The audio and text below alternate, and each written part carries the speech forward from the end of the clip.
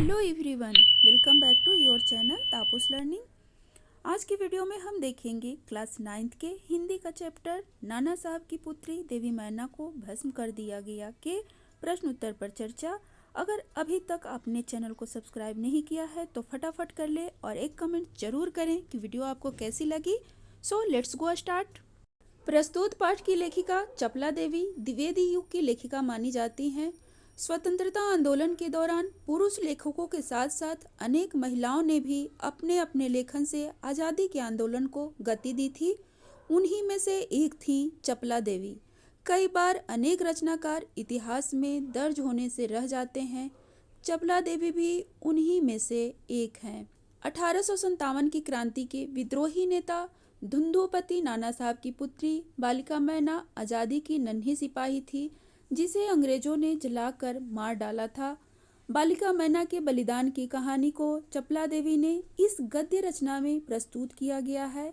यह रचना रिपोर्टाज शैली में लिखा गया है जिसे हिंदू पंच के बलिदान अंग से लिया गया है। अब आते हैं मेन टॉपिक पर। पहला प्रश्न, बालिका मैना ने सेनापति हे को कौन कौन से तर्क देकर महल की रक्षा के लिए प्रेरित किया? जब नाना साहब जल्दी जल्दी में अपनी बेटी मैना को ले जाना भूल गए तो उनकी बेटी उनके महल में अकेली रह गई थी जिसे अंग्रेजों ने तोड़ देने का हुक्म दिया था उनके महल को। तो उत्तर, बालिका मैना ने सेनापति हे को निम्नांकित तर्क देकर महल की रक्षा के लिए प्रेरित किया। पहला तर्क दिया था, इस जड़ पदार्थ ने आपका कोई अपराध नहीं किया है अतः इसका विध्वंस नहीं होना चाहिए। जड़ पदार्थ मीन्स होता है जो चल फिर नहीं सकता, किसी का कोई नुकसान नहीं कर सकता, यानी निर्जीव वस्तु। दूसरा तर्क दिया था, जिन्होंने आपके विरुद्ध शस्त्र उठाए हैं मैं उन्हें दोषी मानती हूँ, आप उन्हें सजा दीजिए। उसने तर्क दिया था कि जिन्होंने आपके विरुद्ध शस्त्र उठाए हैं आप उनको सजा दीजिए, मेरे घर ने आपका क्या बिगाड़ा है। तीसरा तर्क था, यह स्थान मुझे बहुत प्रिय है। जाहिर सी बात है कि सबको अपने घर से बहुत प्यार होता है, उसी तरह से मैना को भी अपने घर से बहुत प्यार था। चौथा तर्क था कि मैं आपकी पुत्री मेरी की सहेली हूँ, वह यहाँ आया करती थी तब आप भी यहाँ आते थे। मैना अपना अंतिम तर्क देती है कि मैं आपकी पुत्री मेरी की सहेली हूँ, मेरी हे की पुत्री थी जो काफी समय पहले मर चुकी होती है।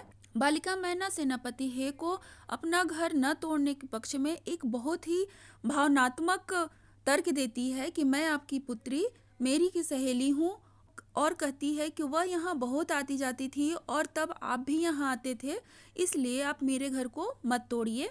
दूसरा प्रश्न है, मैना जड़ पदार्थ मकान को बचाना चाहती थी और अंग्रेज उसे क्यों नष्ट करना चाहते थे?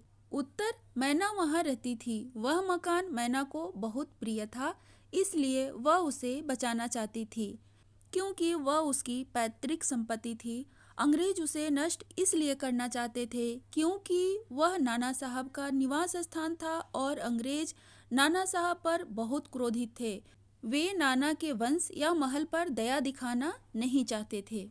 तीसरा प्रश्न, सर थॉमस हे के मैना पर दया भाव दिखाने के क्या कारण थे? उत्तर, इसका कारण यही था कि मैना उनकी मृत पुत्री मेरी की सहेली थी, उसका मैना के साथ प्रेम संबंध था।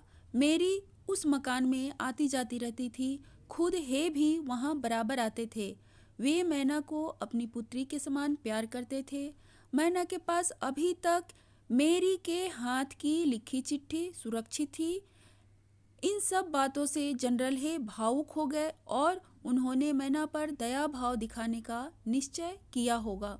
चूंकि मैना थॉमस हे की पुत्री मेरी की सहेली थी इसलिए उन्हें एक तरह से भावनात्मक लगाव हो गया था क्योंकि वह उसे अपनी पुत्री के समान ही मानते थे। चौथा प्रश्न है, मैना की अंतिम इच्छा थी कि वह इस प्रसाद के ढेर पर बैठकर जी भरकर रोले, लेकिन पाषाण हृदय वाले जनरल ने किस भय से उसकी इच्छा पूर्ण न होने दी? उत्तर, मैना महल के ढेर पर बैठकर रो लेना चाहती थी पर पाषाण हृदय जनरल आउटरम ने उसकी अंतिम इच्छा पूरी नहीं होने दी। जनरल को भय था कि अगर उसने नाना साहब की बेटी से जरा भी सहानुभूति दिखाई तो अंग्रेज सरकार नाराज हो सकती है।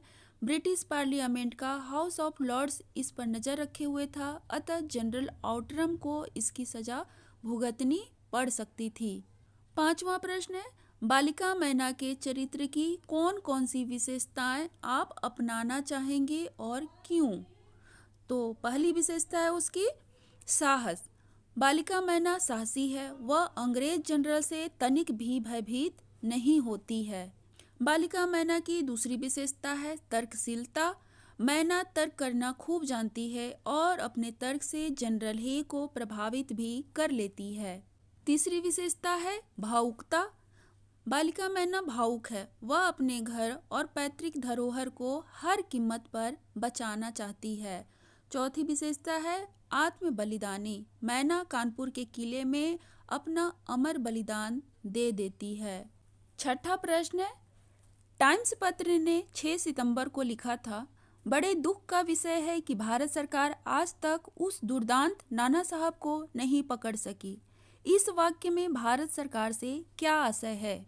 तो उत्तर है, यहाँ भारत सरकार से आशय है ब्रिटिश शासन के अंतर्गत चलने वाली भारत सरकार, जिसे अंग्रेज अधिकारी वायसराय चलाते थे। तो इस पाठ का प्रश्न अभ्यास खत्म हो गया।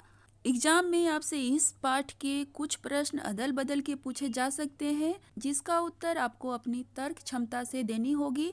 तो इसके लिए क्या करना होगा कि आप पूरे पाठ को 2 से 3 बार अच्छे से पढ़िए, तो पाठ से संबंधित जितने भी प्रश्न आपसे पूछे जाएंगे आप आसानी से उसका उत्तर दे सकते हैं।